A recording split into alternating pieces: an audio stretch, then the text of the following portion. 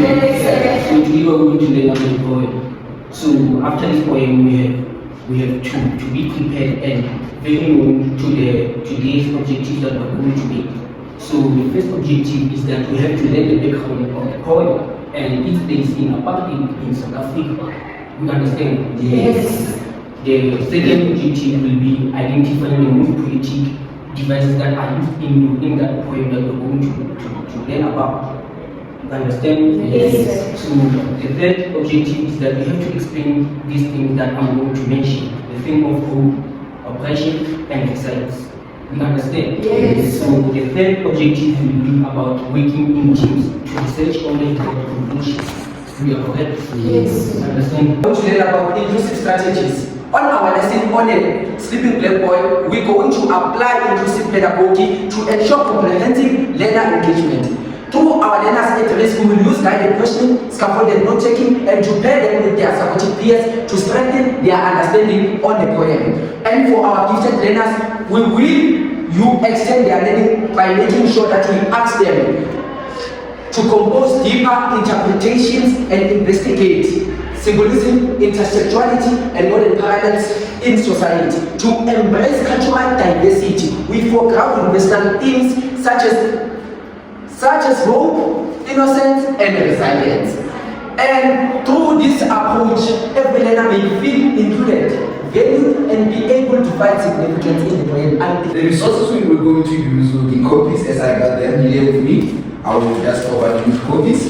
And for those who don't like copies, I know you don't like copies at all, you will see the poem will be shown in the projector. Then the explanation will be made in the chalkboard, as we'll be explaining some of the figures of speech. And about a poem called The Sleeping Black Boy. The Sleeping Black Boy was written by Mungane Walisilo. Mungane Walisilo, a South African poet who wrote during the apartheid. What is apartheid from your own understanding? Thank you, ma'am. Oh, thank you. Apartheid as a system whereby black people were separated and treated unfairly because of their races and everything. In his poems, Sirote uses struggle and sacrifices to show how the blacks used to live. So I'm going to give you guys maybe some few seconds to think about this. If you're a child sleeping, what do you think that symbolizes? To approach this, you guys have to think about what does sleeping mean and how does sleeping go into apartheid? How do they relate? The background information is, as we know that so what there was liberation poet is who joined the movement to speak for those who were oppressed in the apartheid and challenge the injustices of the apartheid. The poem of the Sleeping Black Boy reflects on the struggle of the black South Africans under the apartheid era, which remains relevant today because there are still some people who are still being oppressed. As we can see, there is a picture of young black children, to be specific, who were being oppressed or they were left by themselves as their parents had to go and find jobs. Guys, I'm going to continue where my colleague has last left, where we will be explaining the figures of speech. We're starting to explain the personification. A personification is an object is given a human characteristics to create the sense of that or highlight experience. Then we go to onomatopoeia is a meaning of sound. We get onomatopoeia whereby there's a sound inside of it. That's where we get onomatopoeia. We go to symbol. A symbol is a comparison using words like and s. You see that we are talking about a symbol. In a poem, when we show like or s, that will be a symbol. Then we go to an iron. An iron is something that let's say a speaker is talking about something like a contradiction between two words. Yet, maybe we can use a word like yet, although, yes. Then we have alliteration. Alliteration is a repetition, a repetition of words, of musical, in a poem's musicality, and emphasis. It emphasizes a lot of things in alliteration. Thank you. We are going to further with figures of speech. We are going to explain synonym, imagery, alliteration, personification, and irony. A synonym is a comparison using words like and s. Then we go to imagery. Imagery is when we create a picture. The poet or someone who's writing the poem, he creates a picture. Then alliteration is a sound of a repetition of sound. And personification is when the non-human are given humans characteristics to make them look like they are. Then we have irony, something like an opposite of what is meant by the poem. Then we are going to make an example, maybe 2 or 3 examples based on our poem, He Lay Flat. Then the poem goes like this. He lay flat, face deep into the grass. In line number 2, we see something like an image. We see an image, something like an image that says face deep into the grass. You can imagine this him laying down, faces deep inside the grass. Yeah? Then we continue the poem. We go to line 7. Yes, line 7, whereby he says the dead streams from his flesh like. To continue explaining other figures of speech as we have written them. Like you can see inside in there and in the here. We are going to explain a symbol and we are going to show the symbol. What is the symbol inside the poem? We are going to explain measure and we are going to show you. So a symbol is a comparison of 2 ways.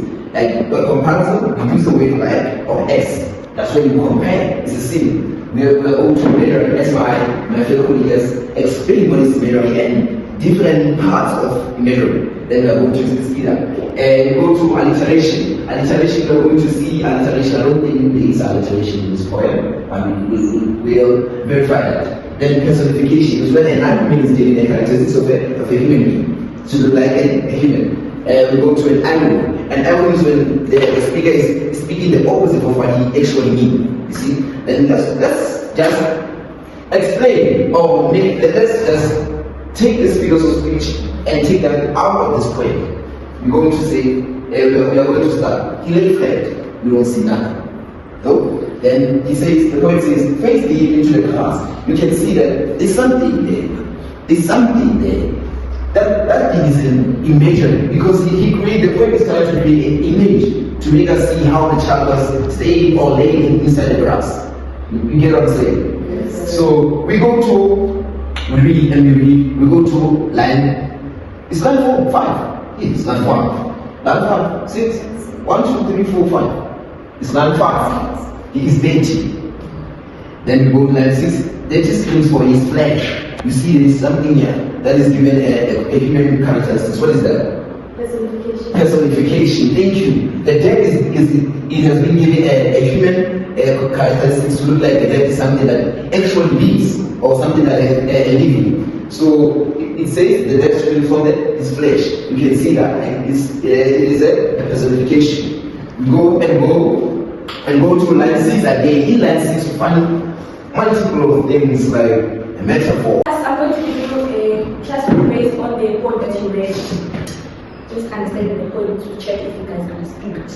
Question number 1 says, identify the speaker as what they are describing in the poem. Question number 2, what does the sleeping black boy represent? Question number 3, how does the poem contrast the boy's dreams with his reality? Question number 4, what tone does the poet use to describe the boy's situation? And the last question says, what message is the poet conveying about the society through this poem?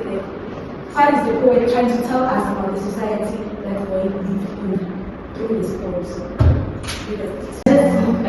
Let us mark the classroom. So for number 1, the speaker in the poem is the narrator and he is describing the sleeping black boy and his circumstances. For number 2, the sleeping black boy symbolizes innocence and the struggles faced by marginalized communities.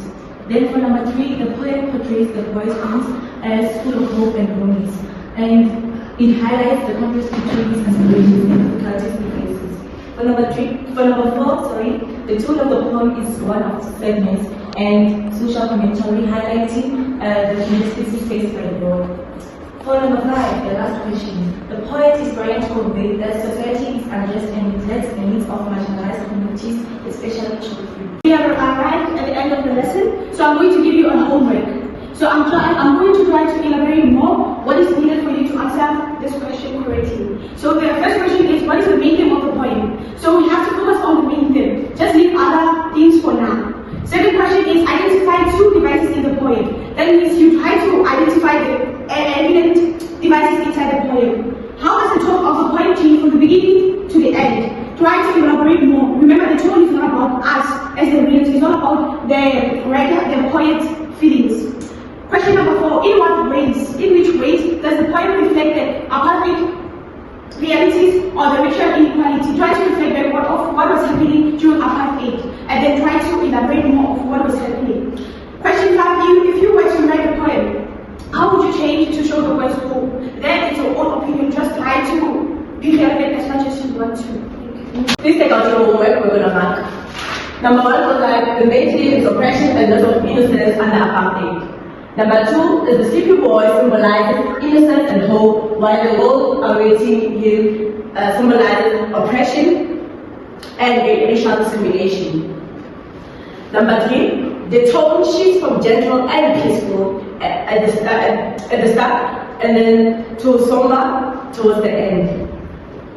Number 4, the poem reflects apartheid by showing how black showing streams and futures are limited by racial inequality and injustice. And number 5, the boy will wake up. This is an example.